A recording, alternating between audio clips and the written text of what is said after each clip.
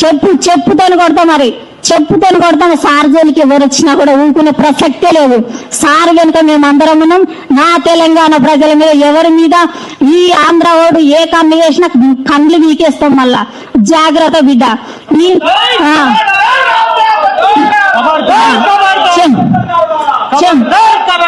చెప్పుతోని కొట్టడం జరుగుతుంది.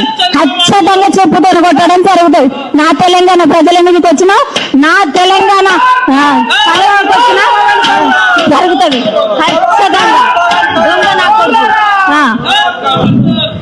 నా తెలంగాణ ప్రజల మీదకి రావడానికి హక్కు లేదు, అసలుకే లేదు, పవన్ కళ్యాణ్కి లేదు, మరి ఎవరికి లేదని నేను ఆంధ్ర పాలకులకు ఇక్కడికి రావడానికి హక్కు లేదని నేను హెచ్చరిస్తా ఉన్నా.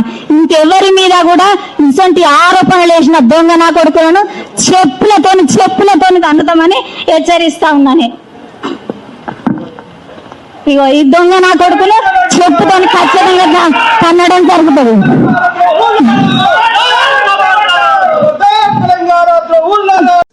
అందరికీ నమస్కారం. ప్రొఫెసర్ నాగేశ్వర గారి వ్యాఖ్యలు రాష్ట్ర వ్యాప్తంగా అందరూ వినే ఉండొచ్చు.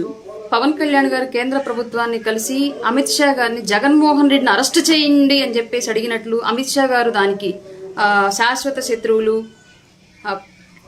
శాశ్వత మిత్రులు, ఇన్స్టంట్ శత్రువులు అని చెప్పేసి థియరీ చెప్పారని చెప్పేసి ప్రొఫెసర్ నాగేశ్వర్ గారు ఆయన చూసినట్లుగానో, లేదంటే పవన్ కళ్యాణ్ గారు ఎవరితోనో చెప్తే వాళ్ళు వచ్చి ఈయనతో చెప్పినట్లుగానో ఒక గాలి పోగేసినటువంటి కబుర్లను చూసి ఒక మీడియా ముఖంగా చెప్పినటువంటి మాటలు మనందరం విన్నాం.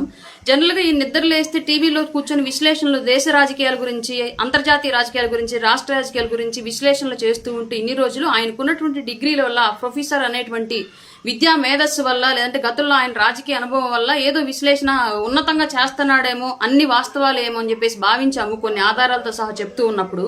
కానీ ఈ రోజు చెప్పినటువంటి ఈ విషయంలో పూర్తిగా ఆధారం లేకుండా మాలాంటి ఏదో చిన్న స్థాయి వాళ్ళలాగా, లేదంటే చదువు సంధ్య లేని వాళ్ళలాగా, లేదంటే 5 రూపాయలకు పనిచేసేటువంటి కార్యకర్తలాగా గాలి పోగేసినటువంటి మాటలు చెప్పడం అనేది నిజంగానే ఎవరు రాష్ట్ర ప్రజలు నమ్మేటువంటి పరిస్థితి లేదు. ఇవాళ పవన్ కళ్యాణ్ గారు కేంద్ర ప్రభుత్వాన్ని కలిశారు అంటే రాష్ట్రంలో ఏ శాఖకి ఏ నిధులు వచ్చాయి, దాన్ని ఎక్కడ ఖర్చు చేశారు, ఎంత పని డెవలప్ అయింది, శాశ్వత నిర్మాణం ఏం జరిగింది, ఏ పనికి ఏ పథకానికి ఆ డబ్బుల్ని వినియోగించారు, ఆ నిధులు అని చెప్పేసి చాలా క్లియర్ గా ఒక అకౌంటబిలిటీ తోటి ఈ రోజు రాష్ట్ర ప్రభుత్వం చూపిస్తూ ఉంది. పవన్ కళ్యాణ్ గారు కూడా రాష్ట్ర ప్రజల కోసం ఆ స్థాయిలో కేంద్ర రాష్ట్ర ప్రభుత్వాల మధ్య వారధిగా పనిచేస్తూ ఉన్నారు.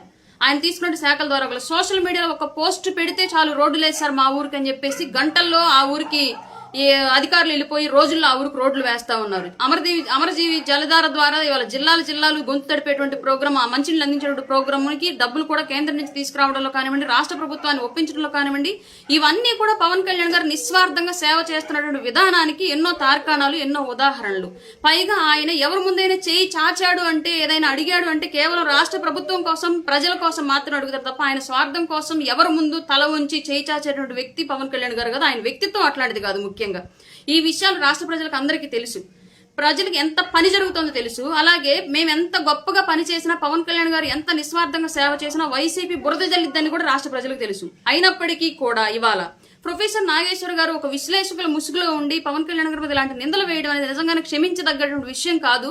ప్రొఫెసర్ నాగేశ్వర్ గారు మేము ఒకటే అడుగుతున్నాం, అయితే మీరు ఆధారాలు చూపించండి, లేదంటే ఏ మీడియా ముఖంగా అయితే మా అధ్యక్షుల గారి మీద, అలాగే బీజేపీ పార్టీ మీద, అలాగే అమిత్ షా గారి మీద, అలాగే నాదెళ్ల మనోహర్ గారి మీద బురద జల్లారు, అదే మీడియా ముఖంగా మీరు వీళ్ళందరినీ క్షమాపణ అడగాలని చెప్పేసి అయితే మేము కోరుకుంటున్నాము. అలాగే మాకే కాదు, ఈరోజు వైసీపీ కార్యకర్తలకు కూడా మీరు ఒక విషయంలో క్లారిటీ ఇవ్వాలి. వాళ్ళు లేగిస్తే మేము సింగిల్ వెళ్తున్నాం, మీరు జెండాలు మోస్తున్నారు మాట్లాడుతూ ఉంటారు వైసీపీ కార్యకర్తలు.